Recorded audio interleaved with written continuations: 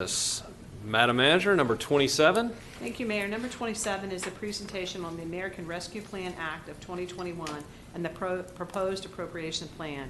The presentation will be provided by Financial Services Director Byron Hayes, as well as Assistant City Manager Michael Cowan. Mr. Hayes will start. Mr. Hayes. Back again. Very brief, very brief. Thank you. In May, during the May workshop, staff provided council a brief timeline for the American Rescue Plan appropriation that the city was awarded with the intention of bringing a proposal in the fall of 2021. The plan was to be based on council-approved priorities and goals, and would also make sure to be in compliance with the U.S. Treasury guidance. I will be providing the guidance section, the overview of the guidance, and Assistant City Manager Michael Cowan will be providing a breakdown of the funding appropriation. Just a little bit of background. These particular COVID-19 funds were established by the American Rescue Plan of 2021, which provided $350 billion to state and local governments, of which the city of Greenville was awarded approximately $27 million. And these funds must be obligated by the end of calendar year 2024. There are five categories of allowable uses of these ARPA funds. Those categories are public health expenditures, addressing negative economic impacts, lost public sector revenue, premium pay, and water, sewer, stormwater, and broadband infrastructure. While we will plan to utilize some of this funding for multiple allowable uses, the majority of our funding will be addressing the negative economic impact of the city, which addresses the harm to workers, households, small businesses, as well as impacted industries, and allows us to deliver assistance to workers and families, support small business, help travel and tourism recovery, and rebuild the public sector.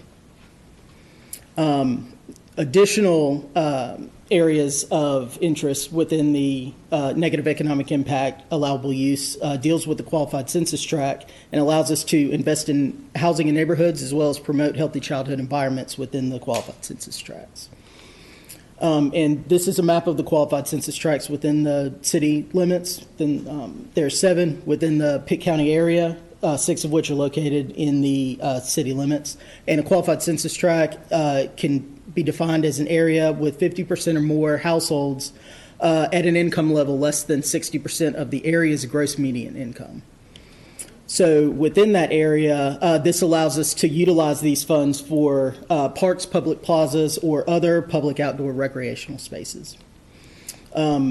Now, even though there are allowable uses, there are some ineligible uses, and those ineligible uses include the inability to offset a property tax reduction, depositing funding into a pension fund, utilizing the funding for debt service payments, legal settlements or judgments, as well as strengthening reserves or any general infrastructure outside of what's allowable in the lost revenue section. And so now I will turn it over to Assistant City Manager Michael Cowell. Thank you, Mr. Hayes. Good evening, Mayor, City Council. Let me see here. As Mr. Hayes alluded to earlier in his presentation, back in May when we brought forward an overview of the American Rescue Plan Act, we said that we would bring back an appropriation plan in the fall, about this time of the year. And that appropriation plan would be directly tied to U.S. Treasury's spending guidance, as well as Council's adopted goals, which are shown right here on this slide. And as we walk through each of the different programs and projects that are funded as part of the appropriation plan, you will see that each one of those projects are directly related to the U.S. Treasury spending guidance, as well as your Council adopted goals. What we're looking at here is approximately $27.3 million in ARP funding, which is made up of a little bit less than $2 million in home program funding, a little bit less than $662,000 in transit funding. Both of those programs, the allocations will be based off of the annual plans that will be submitted, which those themselves will be based off of the guidance from FTA and HUD that we are currently awaiting the final guidance to be able to finalize those plans. Our focus here tonight is primarily the local fiscal recovery funding, approximately $24.7 million of funding that Mr. Hayes spoke to the overall guidance that provides the direction of how we should utilize those funding dollars. The appropriation plan takes the $24.7 million and breaks it down into 4 categories of projects. Grants to small businesses for $1 million, street improvements, $789,000, premium pay to city employees, $300,000, and then capital improvements to enhance leisure and entertainment opportunities, not only for Greenville, but all of eastern North Carolina. Because Greenville, North Carolina is the economic, instructional, educational, recreational, and entertainment hub of the whole entire region, eastern region of the state. Grants for small businesses would include grants to small businesses located in the following qualified census tracts: Uptown Greenville, West Greenville, and north of the river.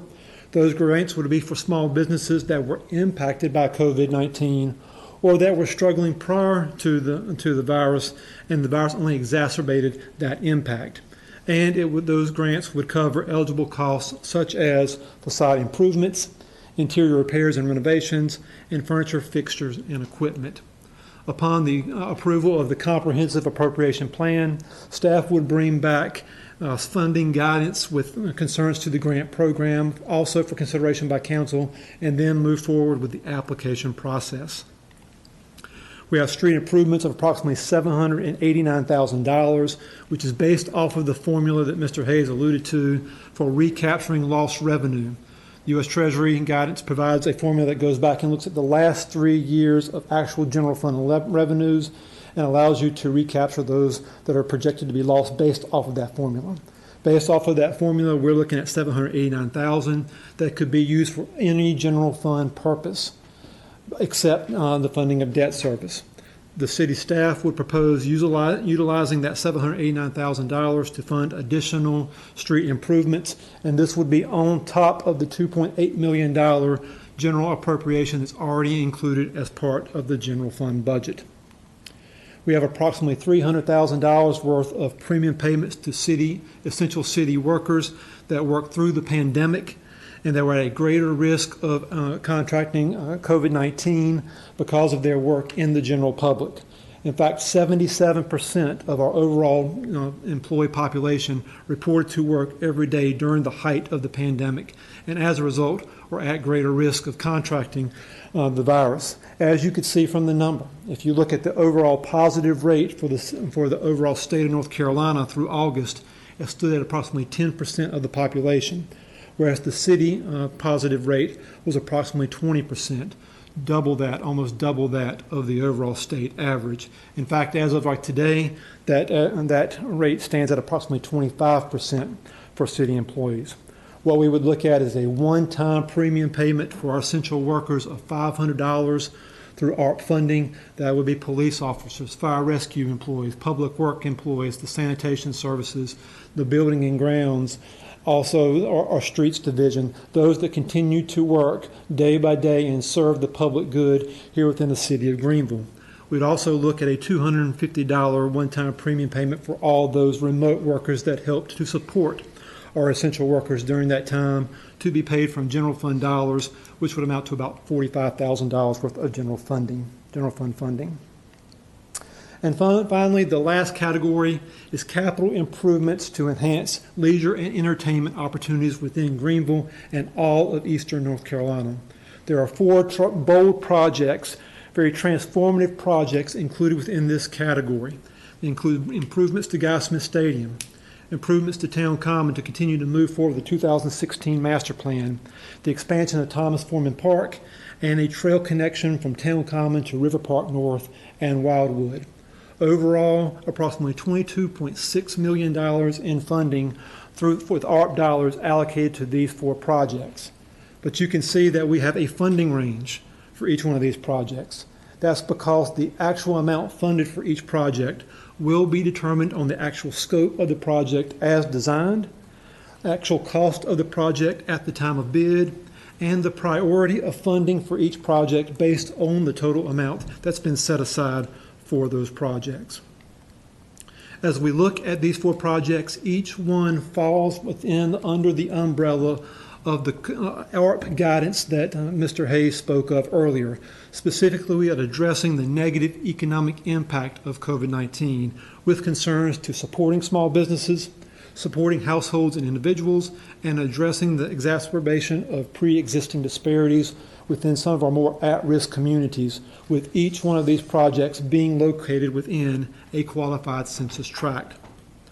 The proposed projects collectively will expand entertainment and recreation events, which supports small businesses, will expand job opportunities, which supports households and individuals.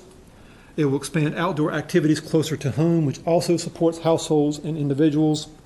Will expand access to low-cost entertainment and recreation events for more at-risk communities, which covers addressing the exacerbation of pre-existing disparities, and also expand opportunity for residents in or surrounding qualified census tracts to take part in entertainment and recreational events that they may otherwise not have been able to take part in. So again, looking at each one of these 4 projects, we'll walk through these projects one by one over the next couple of hours, and you will see. We? Now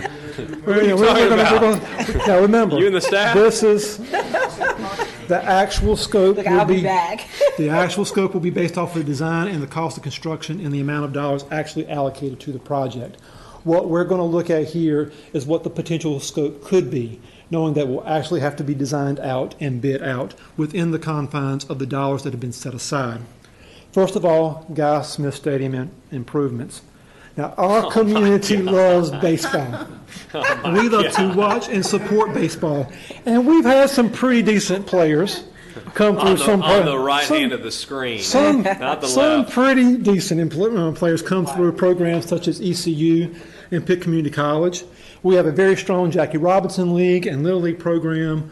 Our J.H. Rose just won another state championship, and our Babe Ruth program is tops in the state, as we see from the teams that are being recognized almost on a meeting-by-meeting basis.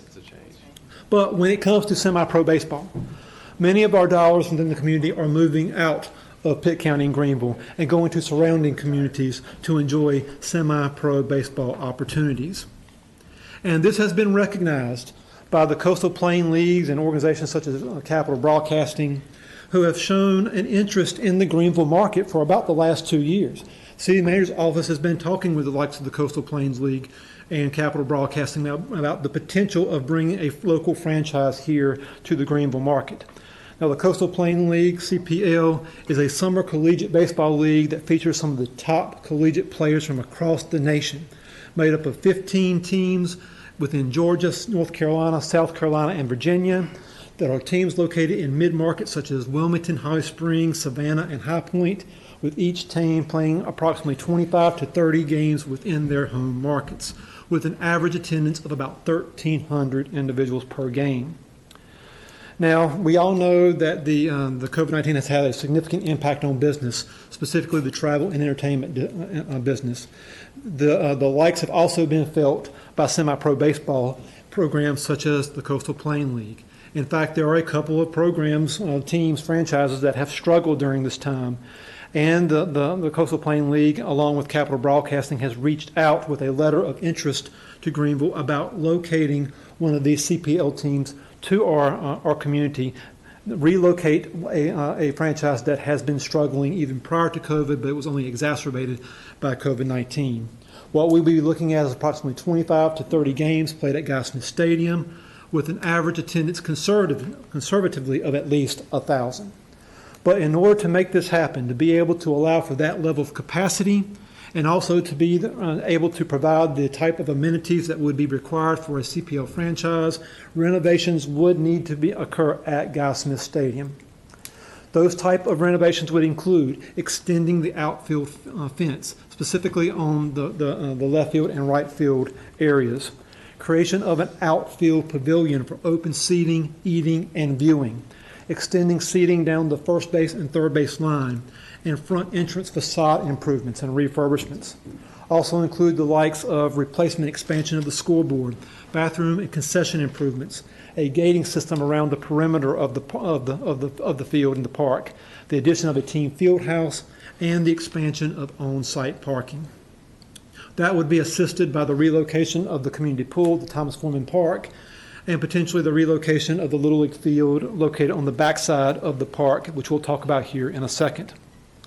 Now, as part of this vetting process and design process, the first thing to do would be to look at the negotiation of a rental agreement between the City of Greenville and the CPL franchise, which would include the likes of the sharing of the field between our local groups and the CPL franchise, improvements to be funded by the city versus the CPL team, the use of a facility fee paid back to the city, and the responsibility for field maintenance and other operating expenses.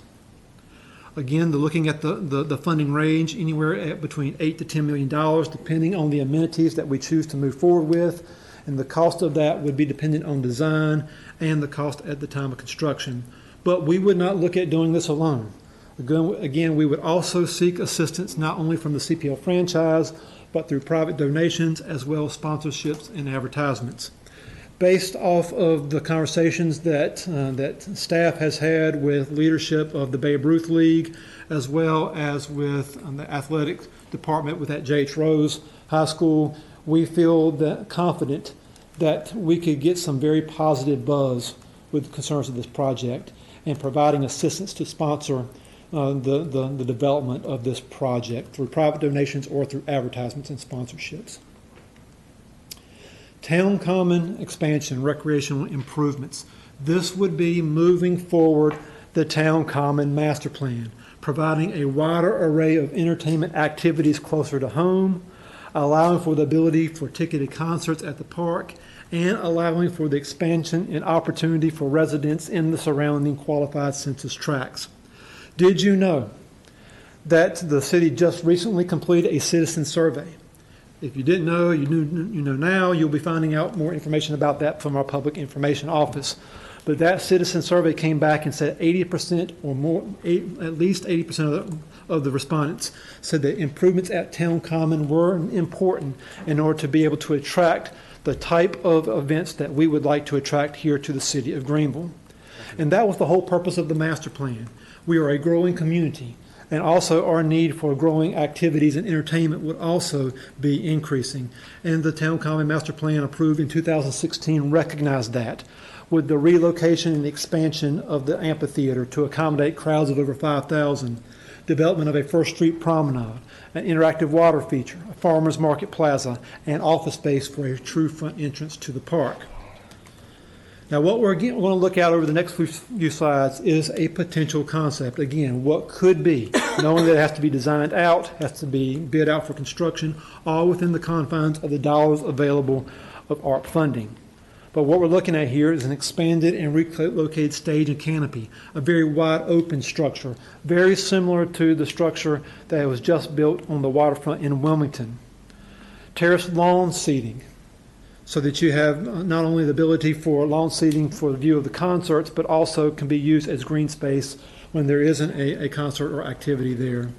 Wide array lawn seating with unobstructed views, which will take some adjustments to the current topography of the property there to allow for that, with an additional bathroom facility as well. Looking at a visitor center and ticket booth and bathroom facility at the front part of the park, located adjacent to First Street, that would create that true front entrance, inviting entrance for our community, which would also have a new archway and trellis front entrance as you move into the park. Also with a water fountain and spray ground, again as part of the 2016 master plan. The relocation of the military memorials to honor those that have served and fought for our country, and a mobile gating system for event screening. This would be an anchored system that would be in the park that you would not even know that was there, that would be capped, so that it will allow for poles and screen to be put up very quickly, put up and taken down to allow for a ticketed type event.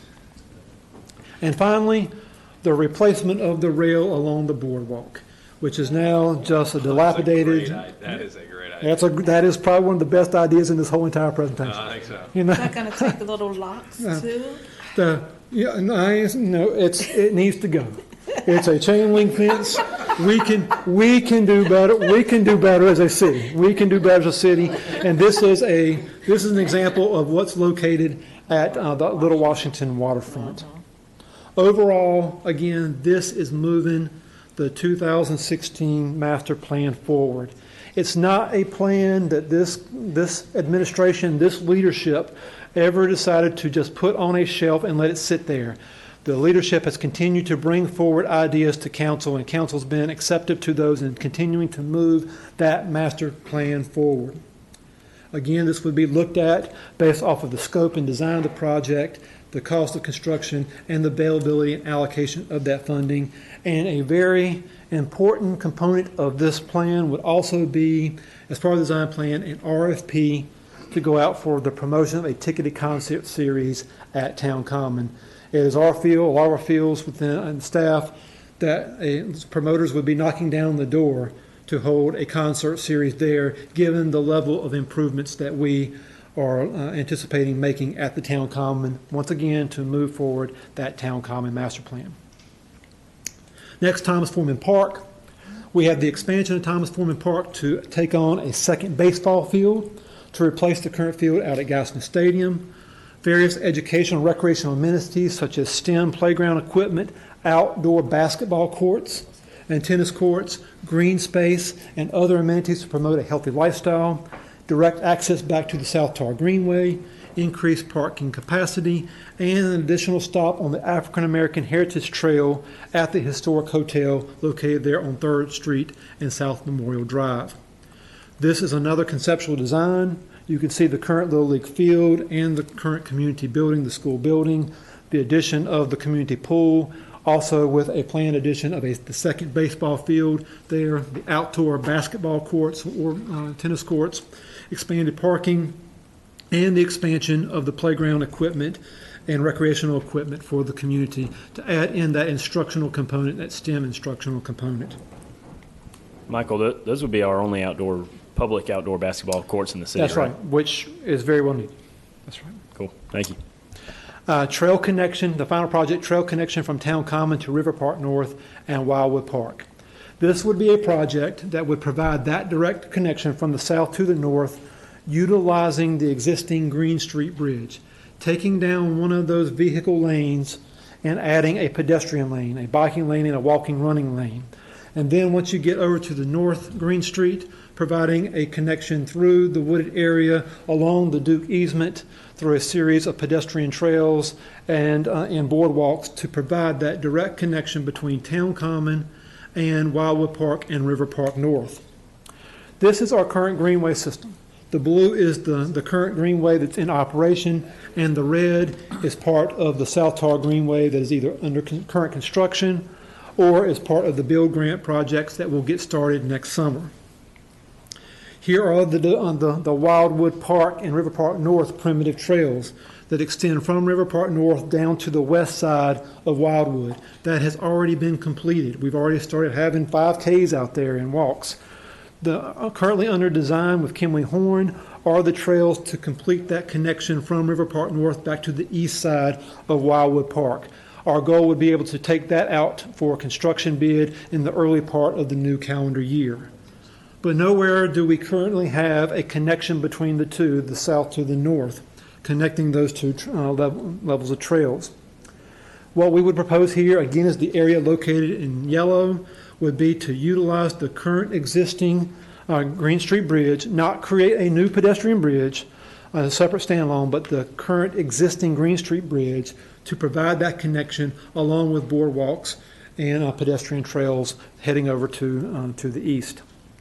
This is an example of what we'll be looking at is a separation between the vehicle lane and the pedestrian lane with a bollard type system to allow for that safety and security, ample lighting, actually very decorative lighting as you see here with the Greenway Bridge that we have to make sure that it's a safe environment in the evening time for those enjoying that nice stroll along the perimeter trails.